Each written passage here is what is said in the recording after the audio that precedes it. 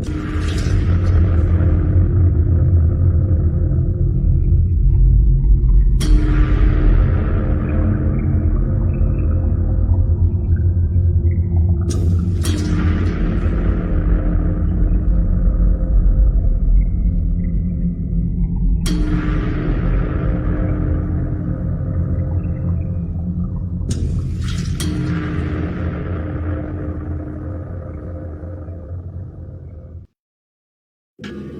shows you're about to watch contain graphic adult content.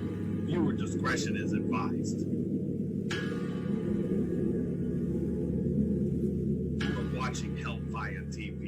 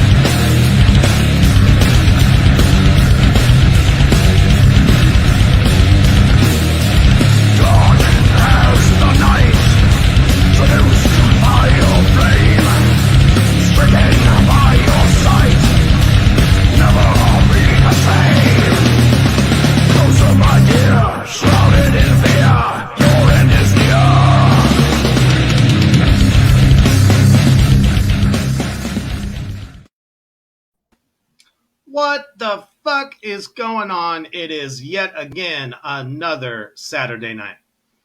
Here we are on the 6 Feet Underground. We are back and bringing you the best metal underground interviews possible. It's a very special Southern edition today. Everyone out there in Hellfire Land.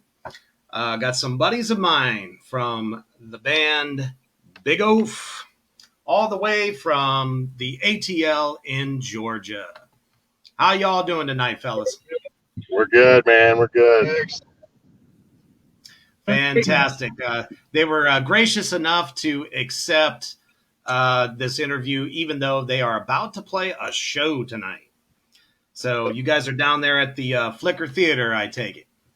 Yes. In Athens, Georgia, we got Bowden and at 7, I think. Yeah, so just an hour away from walking through the door with our equipment and going to be playing a killer show with some heavy-ass Athens bands tonight. Yeah, very cool. Fantastic. And we're very thankful to have you on here, as we are definitely all about the underground here.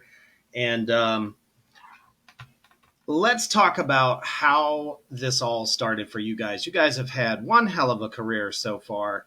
I take it you all haven't been together too long, or maybe met from other bands. Tell us the story, how this all got started. Well, myself and my brother who plays drums, I play guitar. We started this project kind of just wanting to do like instrumental type metal stuff, and weren't really sure where it was going to go. And we eventually met Matt through social media. We really wanted a bass player, and we had like a few other friends play bass and try out, but they weren't, they didn't work out. And then we met this dude, and that's kind of how it started. The interesting story about that is, we're both on like Instagram playing riffs back and forth, and he's like, "Hey man, are you in a band?" And I'm like, "No, I've just been playing around. I was in a band like maybe 10 years ago, but I haven't been in it for a while. Like, would you mind coming by and playing with us?" And next thing you know, it's like 3 years later, and we're putting out an album. Yeah, man. So it's been about 3 years we've been together, something like that. Yeah, something like that. Started around late 2017, just hitting the weekends because I live about 2 hours away from these guys, so we'd hit every weekend as much as we could, just trying to keep it rolling. Hell yeah. It's actually, out there in Hellfire Land, it's just that quick. If you're looking for good people to play with, a lot of times, especially on Instagram, like they just said, there are great, excellent fucking musicians putting out, playthrough videos, practice videos. Sometimes you end up finding somebody that's going to fit your fucking project because, man, you guys got one fuck of a good sound. Holy shit. Thank you. Thank you. I think My we nailed goodness. it in this job, man. I'm really fortunate and lucky that we all came together and all got along. The timing was just right for it because we just happened to be putting feelers out there at the same time. Yep. We all Right. could get on the same page. And, I mean, of course, our personalities clicked and our taste also clicked. So it's just everything. so it just felt right. Oh, And that's we can awesome, stick with man. it. And from my perspective, I was like, well, these guys are brothers, so there's automatically somebody you can't kick out of the band. Yeah, the chemistry was kind of already there. So, Yeah, did you kind of could not know? jump on it. Right. So, did you guys kind of know that you were going or set out to create this fucking huge wall of sound? Or, did you, I don't know, how did this all come about? Because your sound is very unique, very bottom heavy, very strong, and in your face. We were all kind of, grew up listening to the heavy, wall of sound stuff, like everything from Black Sabbath to Metallica to Korn, which is super bass heavy wall of sound type music, And Big time. And there, all those bands who did the same thing made just a quilt of distortion and drums. That really sinks home with us, So we want to kind of, mimic that thing, but not be so tied down to it that we couldn't expand, So, but the main thing is we just want it to be a really heavy, groovy band. yeah, I think we have also a lot of just for myself. I'm Graham drummer, by the way. I don't think I did intros. Definitely highly influenced by a lot of psychedelic music. My influences are range from Mitch Mitchell, Ginger Baker to Chad Sexton of 311. So all kind of all Oh, over the place, excellent fucking drummer. Yeah. A lot of people have forgotten about that guy, but man, his marching band snare drum background is legendary. but I was I actually think- a big fan as well. I think we also just really set out to do something different in the sake of and also do whatever the fuck we want. I don't want Big Oak to be just doom or just this. Whatever feeling, whatever writing, whatever it sounds like. I mean, we could do a fucking country folk album next time. I don't want it to be just one thing. And so yeah, we kind of just whatever we're working with. If we like it, we just we do it. So Of course, we take from influences every day, new influences, old influences, and, we load into our own thing. Awesome. What Gonna we were take listening to. a second to say hello to Heather and Dirty Birdie. What's happening, my motherfucking brother? All right. So that's awesome. And it seems like I said, so many of us bands, especially Black Tar, we always get put in this fucking box. And it's like you don't always get it. You really have to listen. You can't just listen to one track. You got to listen to all of them. Listen to the whole body of work to really get the essence of where your influences are coming from. Just because you have maybe some slow, sludgy, breakdowns and shit, they're like, oh shit, we got doom, we got stoner doom, we got sludge metal doom. And it's just man, Well, some the people, labels they are just good don't to get help it. sell it. You got to have the label to, categorize things. Otherwise, you'll get lost in the fray, I we guess. like to joke. There's so many subgenres and subgenres. Yeah. And subgenres. Oh, like- it's sickening. It's fun. I guess we're actually starting to now fit into the blackened doom idea because we've kind of expanded, the different shit that we do too. So it's all right, as long as people love it, who gives a fuck? How many different ways can you say rock and roll? That's right. I mean, it all comes from the same place. But we're all big Sabbath lovers, and because that comes through so predominantly, I think that's why we all get kind of put into that mix. Yeah. And I'm glad sure. because, you know, bands like yourselves and all the other bands that I've interviewed thus far for the past couple of months, I mean, it's just like one big happy family. We're cool with each other. We have fun. You know, we were just down in Georgia in July, and I felt so bad that y'all couldn't do that show with us. I was really Oh man, Yeah. I was Ah, a bit of nostalgia and wanted to rip down the hill in a neighborhood and just totally ate shit, man. I mean, I'm talking rough asphalt. I fucking fell straight on my hands. Fucking my leg. I thought I broke my leg. Thank God I didn't. He was all messed up. I was so mad. I was like, see, there you go. You know, that was another lesson. Trying to skateboard. Getting older, and it's like, what do you want to do? You want to play drums? Or you want to skateboard, dude? Like, come on. So, yeah, I was really bummed about that, but glad I got to see you guys still. yeah, I was very happy to meet y'all as well. So where did the name Big Oaf come from? Well, it was kind of an idea that he was talking about, like Slow Man was like an idea originally, and it was sort of based on how the people think people in the South are stupid and slow. And Oh, And- man. so Big Oaf was I, kind for of one, never say that. I have never said that. I never will. So I'm we with you. talked a lot about how there's just so much culture and amazing music that's come out of the South, but yet we still get so much shit for being Southerners. So I was talking about slow man, like someone who's slow and in the head or whatever. And crew was like, "What do you mean slow man?" I was like, "You know, like a big stupid oaf." And he's like, "What about big oaf?"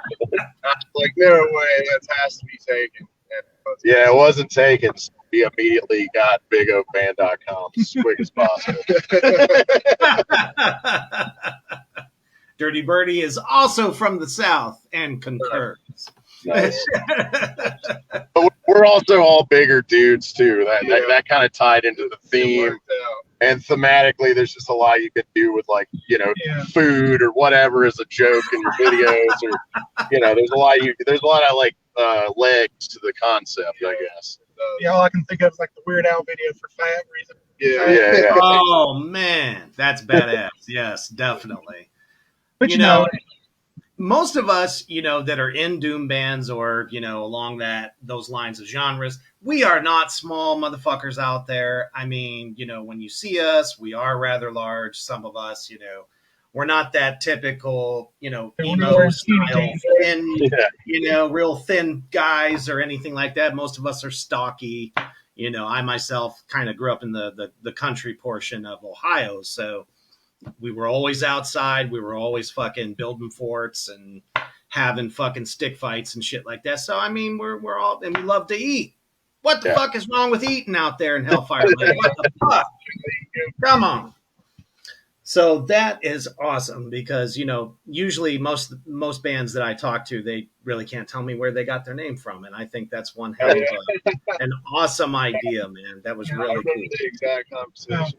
it helps us embrace our largeness. We ain't got to fight it. Well, and we even used it, like I said before, we had our first show back after the pandemic. We did a little promo video where we're all eating sandwiches like these, and we're talking with our mouth full and getting food all over ourselves, you know. Like pointing with the sandwiches. Yeah. Open up the show with sandwiches in the mouth. Yeah. So, you know, there's this, I don't know, I feel like there's a lot of avenues we can go down with joking about, you know, our band. So, Oh, Gotta have most definitely. Yeah, I can't But, take you yourself know, too seriously. Oh, yeah, definitely. And the name itself, in my opinion, just is really indicative of your sound because your sound is legitimately so fucking huge. It really kind of reminds me a lot of like Clutch and I Hate God, and I hear some Down influences in there. I mean, it's fucking ridiculous. Now, I fucking love everything that has come out of Louisiana. So all for those sure. bands, I mean, just they've influenced us even like to the core. It's one of our our biggest It's influences. definitely one of the hottest metal scenes to ever be created. Absolutely. It's like, people always ask me about this band or that band. I'm like, no, you guys just don't get it. Down south is where it's at because the best fucking music comes out of the south. Everybody just kind of thinks of country and this and that. I'm like, no, metal fucking lives and breathes in the south. Yeah. Get it fucking right, people. Pantera came, from the south. So come on.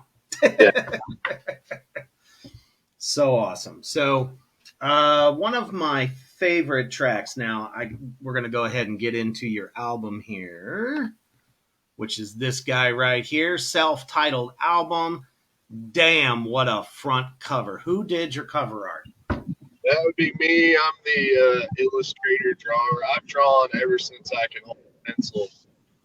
That is so refreshing to hear. Thank you. It started off developing the character of the Big Oaf, and I spent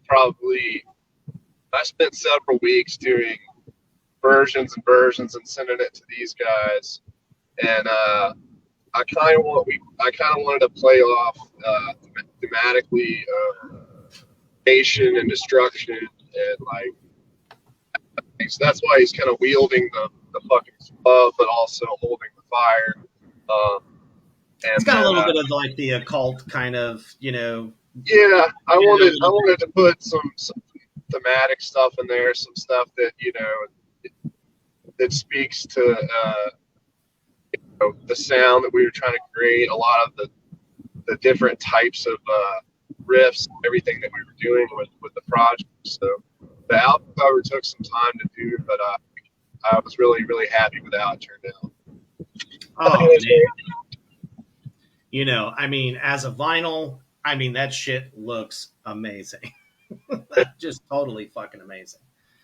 And I was really super proud that he did it, because in the whole album, except for the engineering, we had the guy named CJ do, is a completely Big Oaf project. All the art, all the music, it's all us. So there's nobody involved except for CJ and us. Yeah, and within that, you guys have total control, literally, over everything, which every fucking artist should. That's why, being on labels aren't always the best thing in the world. Now, are you guys on one, or are you completely? No, we're not. And it's not, personally, I'm not against, the idea of it, but I've talked to a lot of bands that are on some bigger labels, and the deal is not that fucking good.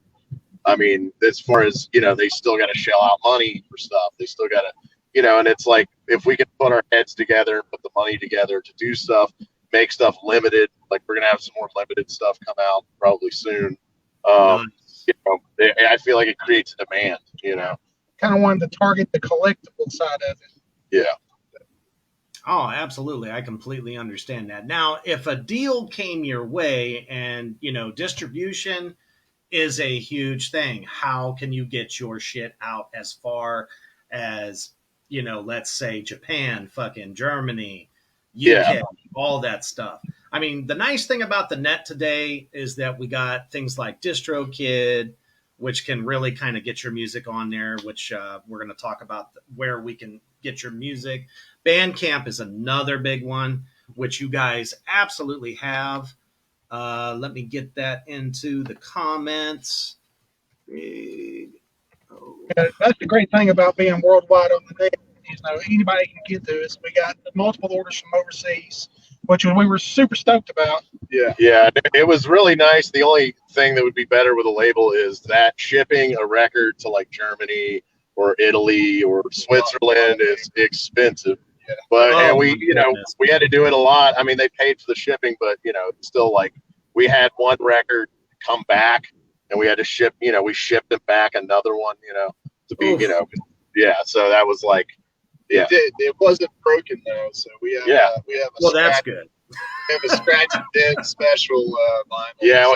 Yeah, went all the way to Germany and got returned back and was still intact. So we got that's good. It's still fine. All of you out there in Hellfire Land, let me tell you what it costs to ship merchandise over to in what my opinion is some of the best metal fans in the world, because Europe literally eats, breathes, and shits metal like nobody else. You know, they know what sounds good. They know what they like. And I think a lot of their newer generations coming up are like, you know, this is what music really is. That's why they love us so much, you know, and we concur, because we have felt that, you know, just from shipping stuff from our band camp over there, and it's like, fuck, or something gets lost, and then all of a sudden you get that message saying, hey, where's my shit?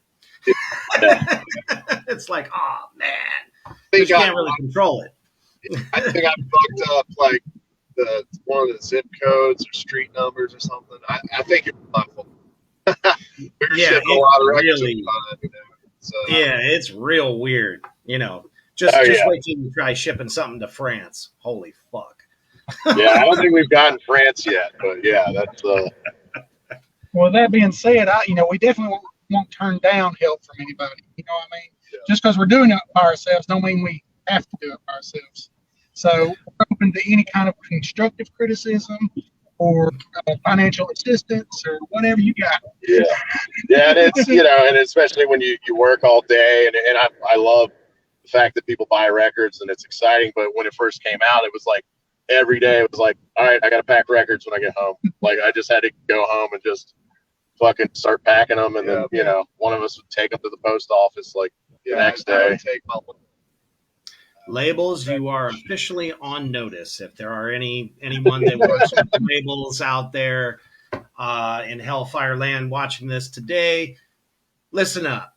This is an act that you really, really fucking want. And it just so happens that I run Terror Crew Productions Ohio, and I manage bands across the U.S. So maybe we can talk later. I would love to do that. You guys are fucking amazing. So let's talk about the biggest song I see on your Spotify. It's got the most hits. It's called Elephant. What a fucking monstrous fucking song, dude. I'm saying everything from just your groove changes to the technicality of it. And the fact that you have an amazing bass player. You know, I'm the drummer of Black Tar, so bass players are very, very big for me, as you know, rhythm section. Yeah. So, I mean, how did you guys put that stuff together? Like, did it just get spawned from, somebody came up with a riff and then the drums got added, or how did that come about? Because, I mean, it's a killer track. With most of our songs, as with this one, Crew starts off the process with a riff or two, and he'll throw it to his brother, and he'll put a beat on it. Then I'll come in and layer the bass underneath it. And that's usually how all of our songs come about. With this song in particular, the first half was pretty much set. But then we was like, we need to do something to change the pace. And that's when he came up with the little 3-chord slow groover at the end. And we kind of pieced together so killer. Transition with the climb down. And it was like, that's just so different than anything we've been doing. Yeah, well, it's I like the fact that it's the song. I guess what the song is about, and like feeling like you're this elephant in the room, and you're unsure about yourself, whether you're like struggling with drugs or whatever it is. Wanted it to be chaotic, and then come to this screeching, slow down grind of like sort of understanding yourself better or whatever. So yeah. Meditation. Yeah. Grief. That's one thing that I think unites all of us, doom, stoner, metal, sludge metal. We all have such a deep kind of a personal spirituality to what we do. And that really does kind of ring true. Chew is another favorite of mine. What's the story behind that one?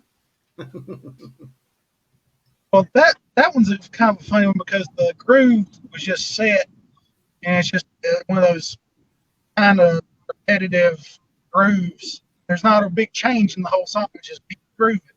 And I think that came about from listening to a lot of bands who are doing that right now, just groove the whole song on one riff. So it kind of fed over into our band practice one day, and I think that's how that song came about. Yeah, that was kind of one of those that we wrote very quickly, and Yeah. and it kind of got added to the album at the last minute. That's true. No shit. Wow. Such a strong track. And, you know, that kind of reminds me of the one track that ended up making the last cut for our record, too, which was fucking hell. Bloodshot. And it was just like suddenly everyone fucking loved it. And we never thought that it would be a single. So for you guys, I mean, that is such the case. What's the like the lyrical content? I mean, it's a lot of it's about, you know, I guess the overall feeling of someone being full of shit and being a fraud, and it's speaking from a perspective like, I told you I would eat you because you're a fucking, you know, you're full of shit. That's awesome. Yeah, we don't pull any punches, man. This is what the underground is like. We say what we mean, we live what we do, and it's either you take it or fucking leave it. Sorry if we hurt your feelings. We're gonna say what the fuck we want because this is all about realism. We are not creating fantasies. This is like very near and dear to us. So yeah, I definitely connect with that. Yeah, I would say that about most of the album and the lyrical content, which Crew is, you know, spearheaded that. But to me, it all feels like personal experience, and that we all share, you know, a past and have had our ups and downs and everything. And we wanted it to feel real and for it to be a straight up honest fucking record, and wanted it to have that live sound, and yeah, no frills, no fantasy lands. You get the emotion out of it. Yeah. And lyrically keeping it, you know, simple enough to understand and digest, you know. Mm-hmm. You don't want to go over people's heads. Excellent. And the vocals on there, like I said, that's where I'm kind of getting that, you know, Clutch vibe. I take it it's the guitarist that does the vocals, or is it the bassist? That's Crew, Okay. and I'm mad I play bass. Thanks for the comment, though. I like to play the bass. Just fucking awesome. Like, where do you draw your like who has influenced your voice, like your vocal style? I mean, I always loved like Scott Kelly, and you know, like, obviously I Hate God and stuff like that. Yeah, I can hear that in that a lot. Yeah, and, you know, Beating Back to Pure, that vocalist, which is that band's not very known anymore, but That guy's a lot of it was just out of necessity. We like played our first show.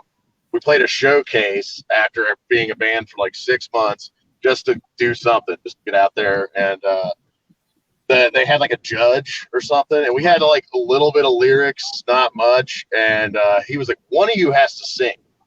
He was like, "Because y'all are good, but one of you has to fucking sing." And this was like our early shit. And so yeah, it was kind of out of necessity. I was just kind of forced into it. It's giving me some constructive criticism from a clinician. You might as well take it. Yeah. It happens. He has the most. He has the deepest voice of all of us. Yeah, it He's really had, booms when he he's talks. had a deep voice ever since he was a little kid. I found another You got it, vocalist with a third nut.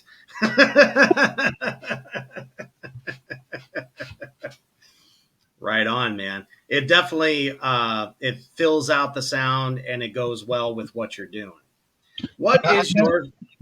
Oh, I'm sorry. Go right ahead. I was just going to comment. I definitely think it fits the sound, and it doesn't go too crazy. It's like about it needs to be.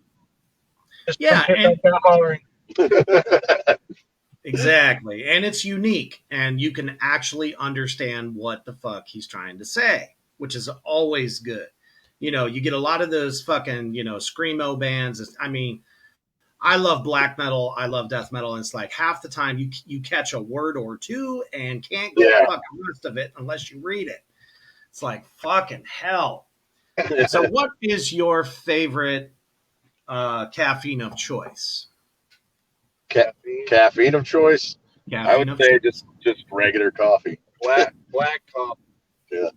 There we go. Well, here at Hellfire Entertainment, we happen to have a wonderful sponsor by the name of Deadly Grounds Coffee, and we are going to take a quick commercial before getting deeper into Big Oaf. Everyone thinks because you're a zombie, you don't know good coffee. Well, they're wrong. There's only one brew that gets my seal of approval. Deadly Grounds Coffee is my guilty pleasure. The aroma is so intoxicating. It brings all of my neighbors out of the woodwork. Deadly Grounds Coffee. Coffee to die for and zombie approved. It's good to get a little deadly. Use the front door! Oh, they're so disgusting. Right here, ladies and gentlemen. You've seen it here 1,000 fucking times, and we are telling you that we have our own brand here, which is the Hellfire Blend, which is known as the Devil's Chocolate. And of course, if you are fans of Scoops and Mischief, we have a nice Carnival Dreams, which is a raspberry mocha. If you like a little sweetness with your horror, make sure that if you come to see any of the horror cons where Scoops and Mischief is, you can get either one of these awesome blends. So I highly recommend you all try it. Go to hellfireradio.com and you will be able to get your caffeine fill. All right. So as I said before, we are with Big Oaf, and let's talk about this particular moment. Here you guys are, together for 3 years, making some fantastic fucking music. Doom lovers, metal lovers of any kind, multi-genre would love this. And then this happens. Yes. Yes. Yeah. That was Man. That was fucking. Nothing like validates your career than something like that. Yeah, it was super cool to be nominated. Those are all some really, key figures in the Doom scene that, gave us a big shout out right there. So, it was like, took us back for a second and was like, maybe we are a little better than we thought. Be hit up by Blasco, and I was, we were floored. It's a very cool thing, especially, having a debut album, get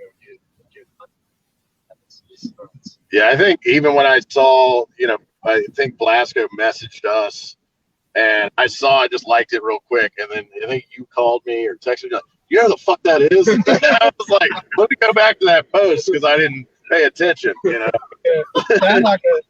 a super huge Ozzy fan from back in the days, and Rob Zombie too, so I automatically knew who the fuck Rob Blasco was. So I was like, hey, it's like it's one of my heroes fucking gave us a shout out. It's like, holy fucking shit. You get hit up by Ozzy's fucking bass player, you know that you've made an impression, because that's kind of how we felt, just getting on the playlist for his podcast. I can't imagine what it felt like to get nominated for a fucking Doomy Award, and it's Revolver Magazine. What the fuck? super cool. Yeah, and the guys from Doomed and Stoned, they gave us a little press at the beginning when we dropped their album. It was super cool talking with those guys too. Yeah. Yeah, they wrote Billy really Goat good. is a badass. I love that guy.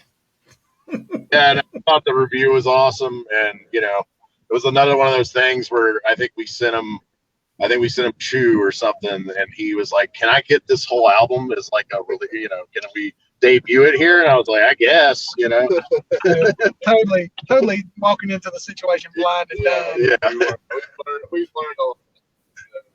yeah." That's because, we're all just a bunch of guys getting together, playing some fucking music together. And it's like we get hit with stuff like that. And we're just like, yeah, sure. I mean, if you want to. Yeah, I guess. Just humble motherfuckers that we're just fucking doing this thing because we love it. It's not because we're trying to be rich, because let's face it, if we were trying to do that, we're in the wrong business. Yeah. We do it for the fans, and you guys got some seriously good fans. I've seen, many posts where things are sold out and, just, from different shows and stuff like that, I can tell, people really dig your shit.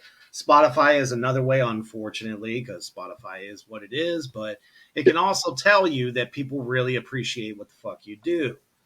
Yes. So with the whole pandemic going on, it was great to just even get noticed. With the album coming out during all that, 'cause we couldn't do a show for it. Yeah, Right. yeah.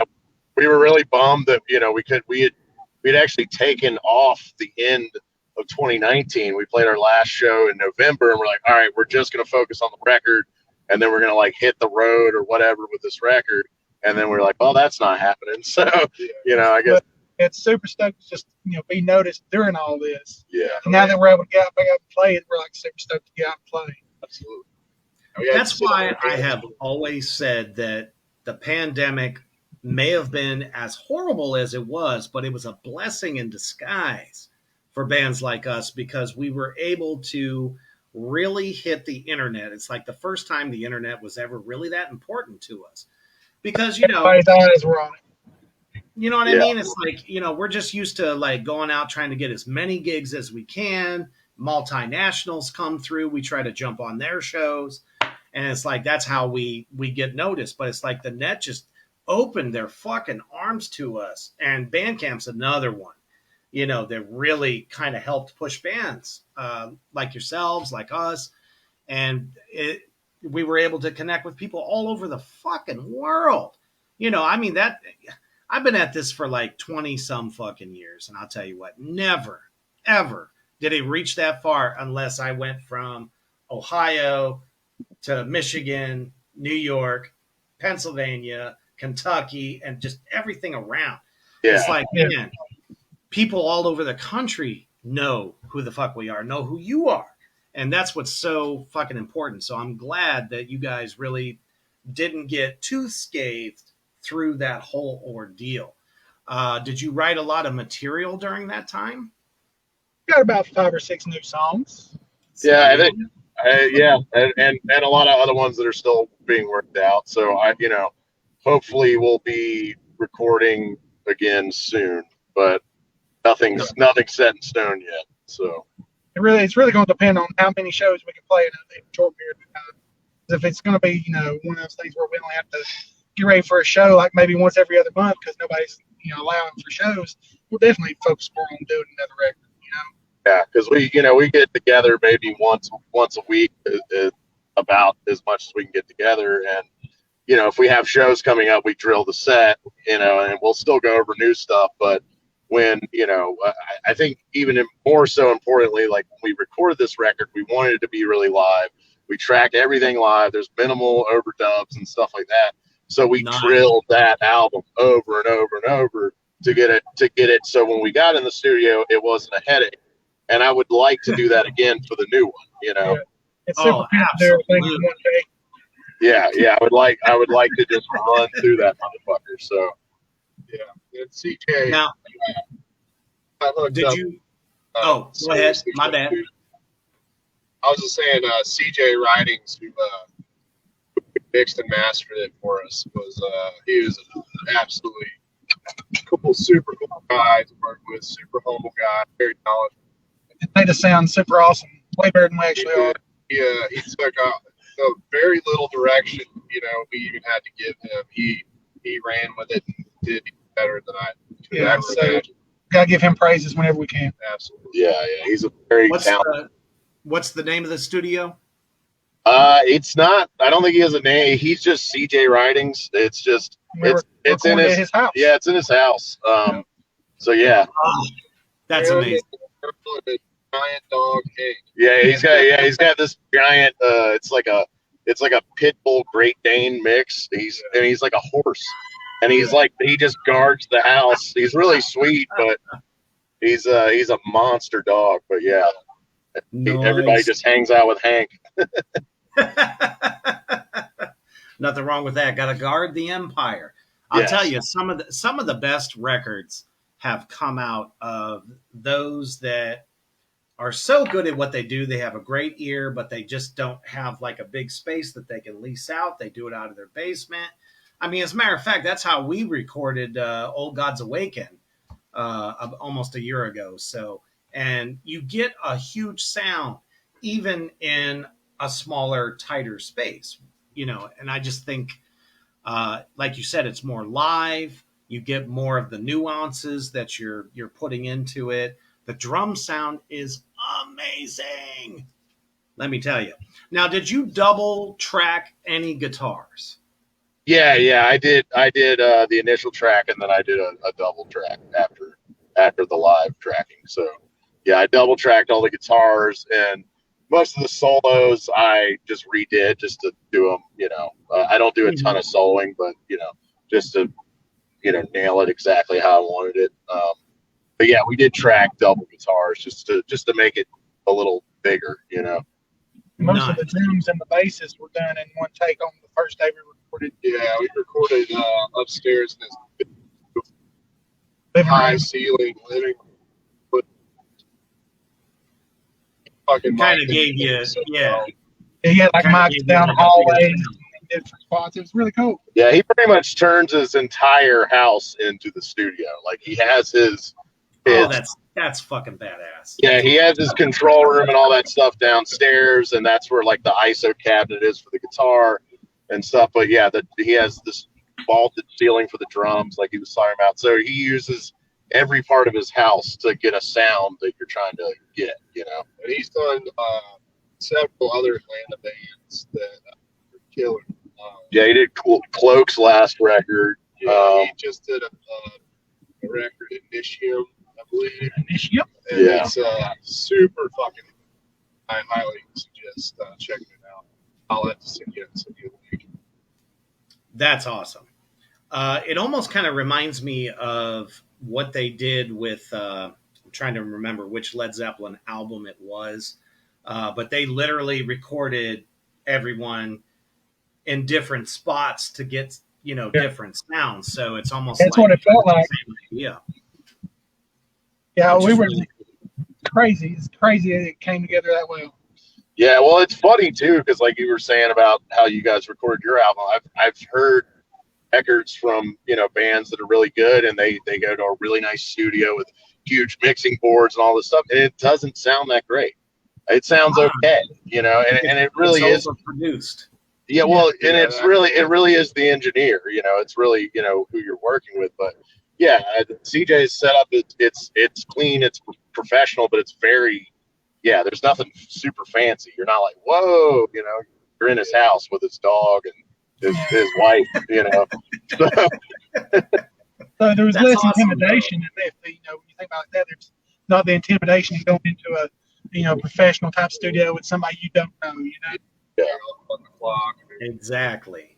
You can totally be yourself, your own personality, and just fucking go. You just do it. It's almost like a, being on stage kind of thing. That's exactly how we approached it. And that's when the best recordings happen, in my opinion. It doesn't sound overproduced. There's not a whole lot of overdub and, triggers and shit like that. So let's talk about gear for a second. CJ, what you use? CJ's our engineer. Oh, Which yeah. one? Which? Oh, God damn it. You're all right. It's all good. I'm Crew, which is a weird name if Yeah. that's who you're referring to. But I'll start. Yeah. On this. Yeah. I'm Matt. I'm the bass We'll just player. go I keep around. it simple. I use a Fender P bass, and I use a Big Muff fuzz.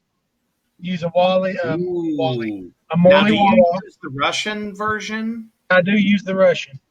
Oh, that explains so much. I got What the a hell Russian of a long ass time ago, and it still works to this day. So I keep kicking it. Nice. And then I've been switching back and forth between my amplifiers. I've settled on a Brugera amplifier and a Brugera cab for our shows now because it's kind of compact, but it's got a lot of punch and a lot of floor. It's a 115, so I'm just gonna be smashing people in the face with that tonight. Indeed, it does. An Ampeg mini fridge, like a 610 cab. and I can put them together and get a whole different sound. But tonight it's all about just low end thump. Nice. All right, let's go with guitar. Yeah. Are you talking about, well, with the record specifically, I used the 5150, the old signature model. And I play a custom built guitar that Nice. Tomas Holgado, a friend of mine, made. I kind of designed it. It's kind of like an SG Telly thing. We actually got another one he's working on that's going to be wild that I'll post on Instagram when it's done. But it's heavier than a Les Paul. It's it's made out of reclaimed old ass wood. I love it. It's ugly. It's my favorite. And I use Avdisian. It has character. Yeah, I use Avdisian pickups. Another local guy, Al, makes really good pickups. He's got like Jeff Matz using his pickups. He's got Lino using his pickups. So he's kind of grown this business pretty quickly. But yeah, used the 5150 on that record. But now I'm gigging with a Mesa Boogie dual rectifier. I like it's a little bolder, and I have a little more control with the noise aspect. And then as far as pedals, I mostly get all my tone from a Maxon 808 and the gain on the amp. And then I have like MXR delay, reverb. I use a octave down pedal for shove one song or have an intro like that. I got a wah-wah and phaser, just a MXR, 90 phaser. So yeah, my board's mostly MXR. pretty standard shit, but yeah. No, I mean, that's actually very refreshing because, when you think of Doom bands, you think of two motherfucking amps and heads that people are always using, which is Orange. Yes. And Laney. Yes. It's like it just curses the whole genre. So it's actually kind of don't get me wrong, I like the sound of them, but what sets bands apart is the ones that don't use the same equipment and you don't sound like other people. And I just think that's badass. Like for us, we use some rebuilt Suno type, cabs and shit like that. So, Nice. it makes a huge difference. It makes you stand out. Mesa Boogie, I always thought was just a great sound that you can get from your guitar. And the fact that it's a custom built guitar is just that much sexier in my opinion. So out there in Hellfire Land, if you're into the Doom genre, don't fucking just think that, oh, I got to get an SG, I got to get an Orange or a Laney or any of those standard Doom style kind of equipment, because what it comes down to is how original is your sound. Iommi was Iommi for a reason. Yep, exactly. He customized his shit. Yeah, same thing with Eddie Van Halen. He customized his shit. Yeah, and I think even with like the 5150 I've had for years, I bought it from I didn't have like a Doom amp or anything, and I was like, we need to get louder. I had a little combo, and I bought a 212 and a 5050 from a friend who had it for years, and so I didn't know really anything about getting Orange or this and that. I do have a Orange little Jim Root fucking Terror Orange, and I love it for fucking around. Even that's not a Doom Orange; it's a Slipknot. Yeah, it is a Slipknot Orange. But I do like some of the tone, but I really like the I would love like a Soldano, but they're fucking $5,000. I really like those really just high highs and low lows that you can get out of those high gain amps. So, and who the fuck has got 5Gs lying around that you can just flap down and go, here, give me my shit, motherfucker. Yeah, I got both of those amps I have were budget, bought from a friend, and then the Mesa Boogie, I was in a store, they had it for fucking like $800 or $900, and I was like, this can't be right. And that was the price. So I went and grabbed an amp I didn't use, traded that in, and threw cash on top. So nice. I ended up it was a score. You know, we're all about the bargains in Big Oak. And of course, you know, me being a drummer, I have got to know, what are you using? I have a like mid to late '70s Slingerland kit, and Yes! I can totally hear the tones. I use an Iron Cobra pedal. I use ProMark sticks, and then I have a setup of fucking huge Heisty 2002s. So I have the biggest fucking high, the biggest 17-inch fucking hi hats, and then I got, you know, a thin crash and a regular crash. And I love it. But yeah, I play just one tom, you know, and the floor tom. But I'm actually at a new kit at some point, possibly at the end of this year. Looking to get some new shells. But. Nice. Excellent. I mean, it definitely makes a lot of sense. You know, Peisty is, I mean, they'll just fucking go. You can beat the fuck out of them. They'll take all the punishment you can throw out. I love the fucking ring they give. It really cuts through when these guys blasting. So it was I had a, you know, rink dink like random set of cymbals when we first started, and finally getting that set up was like just the icing on top, and it really made everything come together, in my opinion, with these guys. Absolutely. Now let's talk about this. Those are some delicious pickles. Yeah, that's our yes, indeed. And as a matter of fact, I have got to get my hands on some of that shit. Tell me how the hell the hot pickles, the Big Oaf pickles, how did that come about?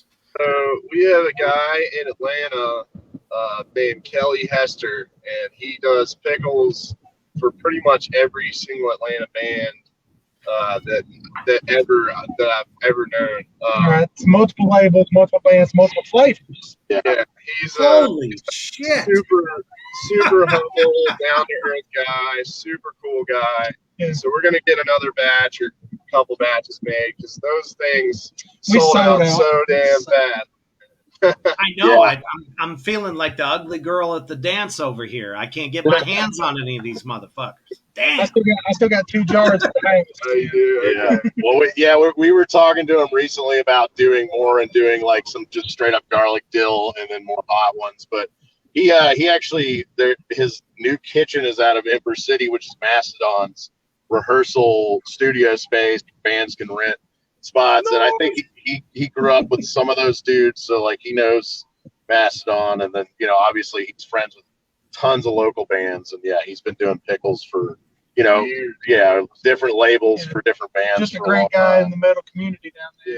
Yeah, apparently, I mean, that's just badass because, you know, just about everybody, you know, I guess on a higher level as far as the metal community, they're always like getting their own brand of like whiskey or something like that, or hot sauce is another big thing that, you know, a lot of bands are getting. Maybe some coffee and coffee. Yes. I mean, at this point, there's not, you know, a black tar version, but it's just refreshing that you guys got into something a little bit different, which is really cool. Yeah. Well, it was one of those things where I'd seen it, and, you know, he does pop-ups, or he'll, you know, before the pandemic, he would just sell the band's label at the show. He'd get in the show and just sell pickles at their merch table. And, you know, I just hit him up, and he was like, we can do it. So it was very easy. And, you know, that gets people over to your merch table bigger than anything. Is something to eat. Yeah, something they can eat. Yeah, especially when they're drinking. Yeah. Now, is this an item that fans out there and listeners today that can get, you know, once obviously you re-up and all that stuff, can they get that from your Bandcamp? Well, we hadn't thought about sending them to the mail yet. We usually just save those for shows, but we might get into mailing them if people want it bad enough. I think that's a possibility. Yeah. We're definitely going to re-up on those because they were so popular. Oh, hell yeah, definitely. So those of you that are listening today and fans out there that haven't had a chance to see Big Oaf live, you just might be able to get your hands on some of these tasty pickles. Kelly's Death Pickles, if anybody's interested in looking it up. Yeah. You can follow him on Instagram, Kelly's Death Pickles. It's he's like I said, a very cool dude. A bunch of cool bands on his pickle labels. Delicious pickles. And I got that in the comments there for you so that y'all can check those out and maybe get your hands on some of these tasty treats. All right. Also, I want to make sure that I get to show this real quick, that you guys have some amazing merch, anything from camo to your traditional black. I, for one, love hoodies, so they definitely got hoodies available for you, as well as the main logo there of Big Oaf, which is just killer fucking logo. I absolutely love it. Thank you. Yeah, these are going to be in production soon. We are planning on releasing these in here. So we have one T-shirt now that's just the oath with the logo, and that's available on our band. Or just bigoafband.com. It takes you straight there. Yeah, and we also have koozies and patches back up on there now. But yeah, we plan to, like you said, that merch is going to be a new run, and then we have something else limited that's going to be coming soon. It will be exciting. Don't want to say it yet, but it'll be another collectible thing. Another sweet Absolutely. Big Oaf collectible. Yeah. Make sure that you follow Big Oaf on Instagram and Facebook out there in Hellfire Land. So now, of course, we are a horror company, so we're all about that horror business. So I got to ask each one of you, top 3 horror films that are your favorite. I don't care who starts. Who wants to go first? I can start. I think I can come up with 3 off the top of my head. I would say The Shining is definitely up there. Was obsessed with Stanley Kubrick as a kid, and still am. High Tension, which is a French movie. That's one of my favorites. And God, another Very bloody, very gory.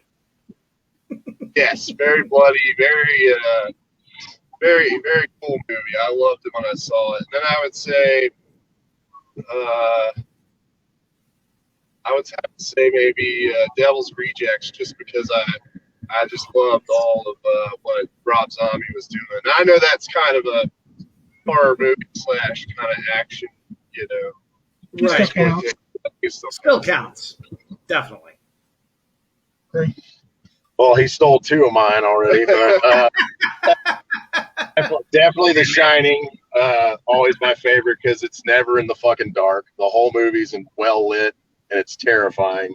I have to say I love Devil's Rejects too. And then one I used to watch a lot that I still love was the remake of Hills Have Eyes. The first one. Oh, yes. That one was pretty awesome, especially when the guy loses his arm. He still gets the baby at the end. And I always thought that was motherfucker awesome. Went through hell. Yeah, it's brutal. For me, I'd have to say the movie that flipped me out when I seen it when I was little, very little, was The Exorcist. Yes. One of the top horror movies ever. Super freaky, flipped me out. The second one on my list has got to be one of the Friday the 13th movie. Probably be the best one in my opinion. Would be number 4. Okay. 3. Right I think on. I like 3 the best. 3 would be my favorite. Now, for my third pick, I would have to say something that it might not be considered horror, but it's still kind of scary. Is a Jacob's Ladder. It had it's a great one. Yeah. had Tim Robbins in it. Yeah. It was a Vietnam film. But it was a real horror, real scary and spooky. Yeah, I'm gonna replace my Devil's Rejects with Evil Dead. Oh yeah, Evil Dead. Ah, there we go. I like the funny parts. Yeah, Evil Dead 2 is great. Well, Yeah, I mean, you can't beat it. You get your comedy and your horror at the same time. And, it's just iconic. You just can't go wrong with that film. It's 50 Ways of fucking wrong. All rolled into one. All right, we have made it to our final thoughts because I know you all got to get ready to get in there, get the equipment set up and all that good stuff. Man, thank you so much for joining us tonight. It's been an absolute motherfucking pleasure. Your final thoughts and message for your fucking fans and the fans out there at Hellfire Entertainment Media. I just look forward to partying with all y'all real soon. Yeah. Big Oak loves you. Support your local bands, support the fucking underground scene, and yeah, man, fucking play, keep playing, and keep fucking connecting online, man. Like you said earlier, using the tools that are there. Is, don't be afraid to holler at somebody. Yeah, hit us up. Yeah. I would say the same thing. You can always hit us up on our Instagram and stuff. And Don't be scared. also, thanks for having us, man. We're glad to do this. So. Very, very Oh, absolutely. And I will definitely have you guys back on in the future. You know, and that's exactly what they just said. Don't be afraid to 1-800 dial a motherfucker. I'm telling you right now, reach out. We are, just fucking good humans, just like y'all. We're not so full of ourselves that, we won't connect with you, because we will. We are metal fans just like y'all, for real. But yes, definitely. Thank you for taking the time to be with us today. You guys are fucking awesome, and I look forward to everything that you do in the future. Big Oaf, follow them because Reaper fucking told you so. And as always, stay motherfucking heavy.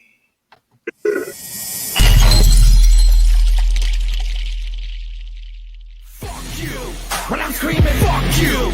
Middle finger in the air, but no one wanted to hear what you screaming. Fuck you too. I'm running the stratosphere in a brand new atmosphere. I wanna go and shoot to the campus clear, cause I never thought I would've made it out of here alive. With the land where the people with the evil of night ride. You'll never see an equal to my kind, so blind to anything to line the life to mind is right now. Looking for another mind to fight foul, bringing everything that you can bring down to the ground like 150 pounds of C4, looking for keyboard thugs. Well, I'ma need more slugs, cause I wanna see more blood. You ain't never seen gold like us. They don't wanna make them any more like us. Put them on tour with the paint on, open to anybody can know your little lane song. Fuck Ryan, I'ma stay wrong. Black out with a ray gun, looking for anybody to make up. Motherfuckers really need to wake up. There's something really you can say. It's never gonna change my mind. I'm on some fuck that shit today. Fuck it, I don't care. Middle fingers in the air. Only count is up in here. Only count is up in here. Fuck it, I don't care. Middle fingers in the air. Only count is up in here. Only count is up in here. Fuck that! I said fuck this shit. I was born a son of a bitch and always talk a whole gang of shit. Even know that I wouldn't work with. Now till I became a bastard. The whole world revel in the wake of my damn disaster. Had to talk to a pastor. Told me sit down, handle my shit, and try to figure out what the fuck's really the matter. Ain't none of my city, only big ass wicked is the last victim from your own personal promises. I never know peace is an emphasis. Therefore, cover up all the scars and all my blemishes. These that exit out of entrance. Nothing more than a menace to myself with a run on sentence.